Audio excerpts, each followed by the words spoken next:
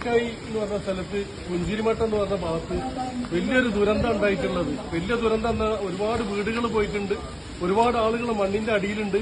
അപ്പോ വണ്ടികളും ഇതൊന്നും പാലം പോയതുകൊണ്ട് വണ്ടി ഇങ്ങോട്ട് കടത്തിവിടാൻ പറ്റില്ല. എത്രയും പെട്ടെന്ന് ആളുകൾ വന്നിട്ട് അതിനുള്ള സജ്ജീകരണം. നമ്മളെ മുണ്ടക്കായി ഇപ്പൊ പൊട്ടിയിട്ടുള്ള അവസ്ഥ ഇതാണിതാ.